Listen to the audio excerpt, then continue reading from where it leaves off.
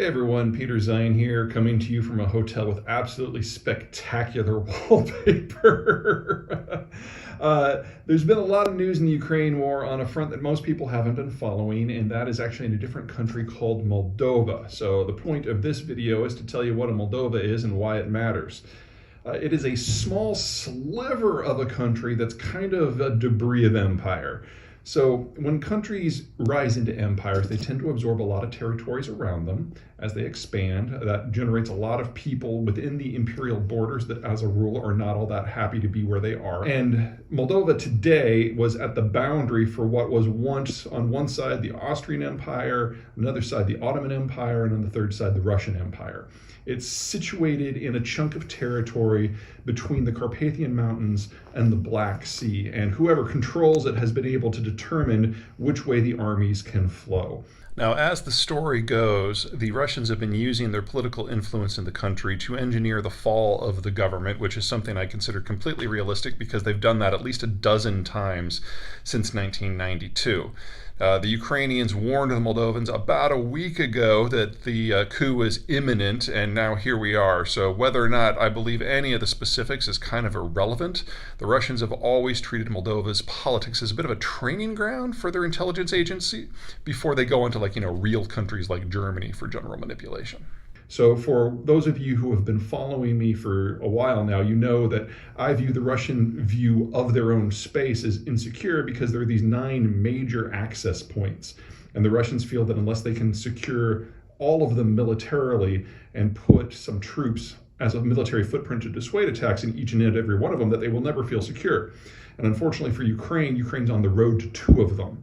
One of those is today's Moldova. It's called the Bessarabian Gap in history, and it has been the site of any number of conflicts between European powers, Turkish powers, and Russian powers. Now, this was all part of the Soviet Union proper, not the empire, the Union itself, until the breakup in 1992. And in that year, Russia launched one of its first post-Soviet military missions in order to break up Moldova.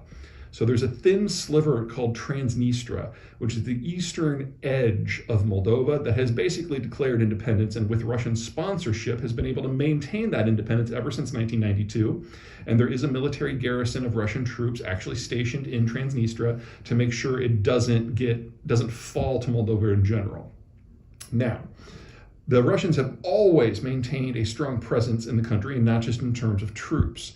They have worked repeatedly to make sure that the government of Moldova is as non-functional as possible, because they would much rather have a Russian-influenced weak statelet between them and the European space than anyone with any sort of independent opinions.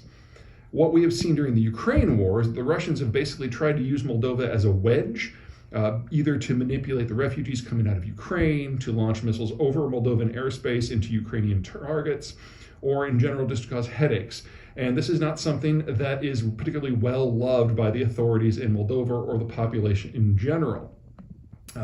And from the Russian point of view, this is all non-negotiable, just as they would never accept anything less than a full Ukrainian surrender so they can get to those physical gaps. Moldova is one of those physical gaps. And so if we do get into a situation where Ukraine falls, Moldova is absolutely going to be the next target because it's not in the EU. It's not in NATO. It's a country of only 4 million people, and the Russians have deliberately kept it economically and politically non-functional for 30 years. The only other scenario, of course, that's worthy of consideration is what happens if the Ukrainians win, in which case you should expect Ukrainian and maybe even NATO military action against those Russian troops in Transnistria to eject them and to formally fold Moldova into the European and the NATO family of countries. You would probably expect to see Moldova be able to qualify for membership on both organizations a lot sooner because the territorial dispute they have is internal as opposed to with the Russians.